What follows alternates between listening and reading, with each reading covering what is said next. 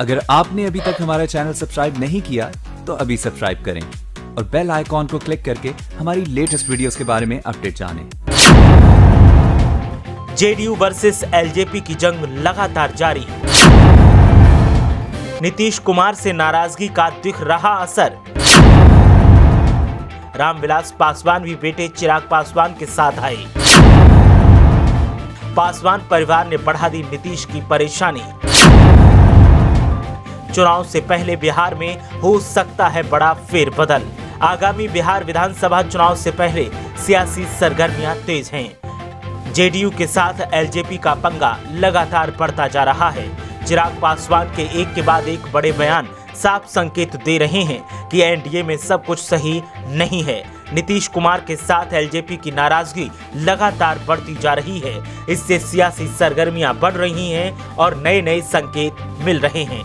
इस बीच रामविलास पासवान का एक बड़ा बयान भी सामने आया, जिसने साफ कर दिया कि वो अपने बेटे चिराग पासवान के हर फैसले का सम्मान करते हैं और चिराग पासवान के साथ खड़े हैं। साथ ही एनडीए में क्या होगा उन्हें नहीं पता, लेकिन चिराग पासवान क्या फैसला लेंगे वो उसके साथ दिखाई देंगे। नवंबर तक एनडीए में बने रहने के सवाल पर रामविलास पासवान ने कहा कि लोक जनशक्ति पार्टी को लेकर जो भी फैसला चिराग पासवान करेंगे मैं उसके साथ हूं। अब चिराग ही अध्यक्ष हैं, उनको स्वतंत्र फैसला लेने का हक है। हर आदमी चाहता है कि मैं आगे बढ़ूं, लेकिन वे चाहते हैं कि उनका बेटा या बेटी और आगे बढ़े। आपको बता दें कि एनडीए सरकार में रामविलास पासवान अभी केंद्रीय मंत्री हैं। उन्होंने कहा कि मैं तो पहले ही चाहता था कि चिराग मंत्री बने, लेकिन चिराग ने कहा कि नहीं, पापा मंत्री बनेंगे। रामविलास पासवान ने यह भी कहा कि प्रधानमंत्री नरेंद्र मोदी उनके नेता हैं और उस नाते उनकी प्रतिबद्धता पीएम के प्रति है। ये बातें उन्होंने प्रधानमंत्री गरीब कल्याण अन्न योजना के वर्चुअल प्रेस कॉन्फ्रेंस के दौरान एक सवाल के जवाब में कही। दरअसल इस चर्चा को हवा केंद्रीय मंत्री रामविलास पासवान के जन्मदिन के दिन मिली।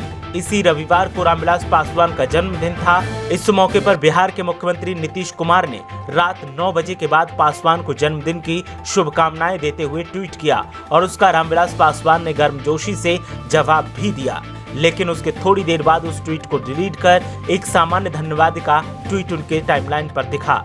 माना जा रहा है कि चिराग विधान परिषद की 12 सीट में राज्यपाल कोटे से अपने पार्टी के हिस्सेदारी चाहते हैं। साथ ही विधानसभा के लिए उनकी जो सीटों की मांग है वो शायद नीतीश कुमार या बीजेपी इस बार देने के मूड में नहीं है, क्योंकि उनका मानना है कि चिराग पासवान के पास 10 से ज्यादा उम्मीदवार ढंग के नहीं हैं और एलजेपी इस बात को मानने के लिए तैयार नहीं है। लगातार चिराग पासवान कह रहे हैं कि 2015 में जितनी सीटें उनके हिस्से में आई थीं, उनको उससे कम में बिल्कुल भी कुछ भी मंजूर नहीं है।